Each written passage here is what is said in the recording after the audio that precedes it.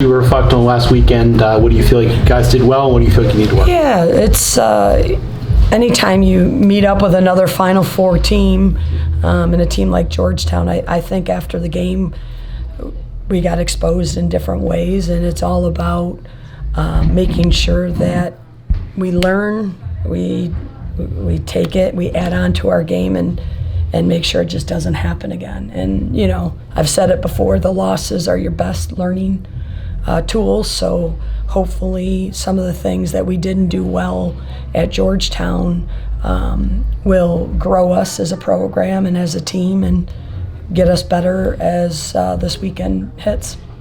I'm sure some of it's about obviously the quality of the opponent, but also I'm sure it's about playing against different styles and things like that. How does that prepare you for Big 12? Yeah, I mean, I think Georgetown was a very physical team. They're a very hard team.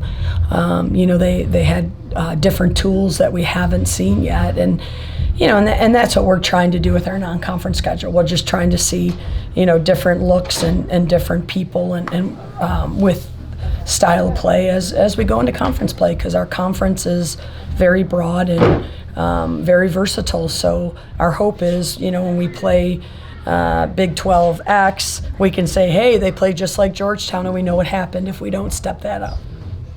One more thing on last weekend, Saturday. What was Saturday like for you, watching Stoya being inducted?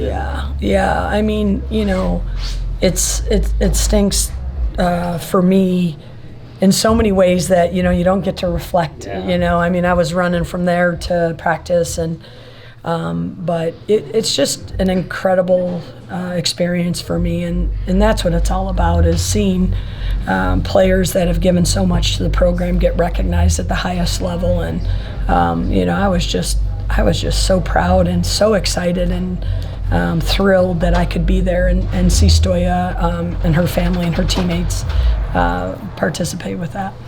What does it mean to you to have not only her, but Marissa and Bree and players that have come back and wanted to be a part of this program? Yeah, I mean, it's, that's the West Virginia family. I'm not perfect. We're a little dysfunctional at times, but every family is. But for them to want to come back and make the program better really just reflects on what experience they had here. And I've always wanted the goal to be that it's their best experience of their life.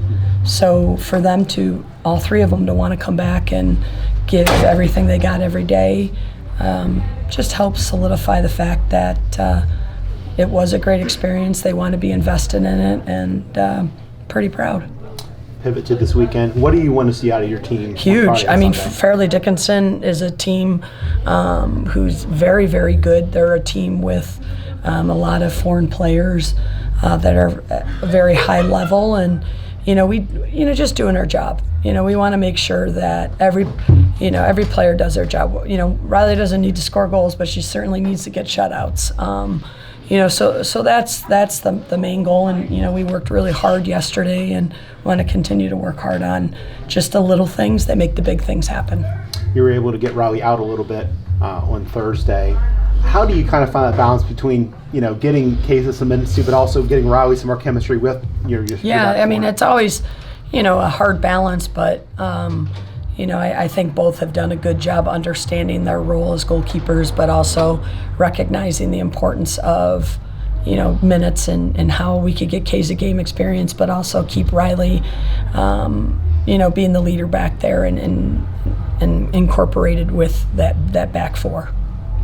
Julianne is you brought her in to play defender. Now she's your leading scorer. Did you ever see in a million years that coming? That she would be your leading scorer? Well, yes. I invested. I recruited her as a forward, and with her national team, she's a defender, and she does a little bit of both every day at practice. So we know the importance of her being able to do both. It just so happens that she's got a World Cup coming up, and she's got to do both. Mm-hmm. So that's probably a little bit of surprise to maybe some other people, but to us, we knew that she was a goal scorer.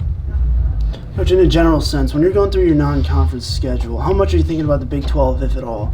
Oh, all the time. I mean, as much as I hate to lose, I'm going to be your biggest competitor out there, and I hate to lose more than I love to win. But I know that being in this and learning from these losses is going to be huge into the Big 12. So I'm like, okay, even though it happened, how can we, turn this over into Big 12 play? How does the mindset change in the team when you're heading into conference play as opposed to non-conference? I mean, every day's for a championship. Every game's for a championship. Speaking of that championship, you've got a couple over there. Yeah. So you've done it a couple of times. 17. All right, a little more than a couple. A little more than a couple. When you got a younger team like this, how do you do you need to change anything, or do you need to attack the schedule any differently? I probably should have attacked the schedule way differently. Setting them up with, 2 Final Four teams and obviously 2 other top 10 teams probably didn't help, when you talk about confidence. So we've really tried to say, look, we're in a good place. Coach, set you up to see where we were early on and what we needed to fix. So let's fix it. Let's continue to do what we do, and hopefully the wins will come a little easier. How much of that, too, is big picture to say, okay, I've got a big freshman class. I'm going to show them Stanford and Virginia when they're freshmen. Maybe by the time they're juniors and seniors, they can win a game with them. Yeah. And I mean, I think you talk to any of them, they're going to say, I'd want to play them again. They're not going to shy away from anybody. And, we just got to put 90 minutes of soccer together. And that's something we just haven't done yet. And that's hard for a young team.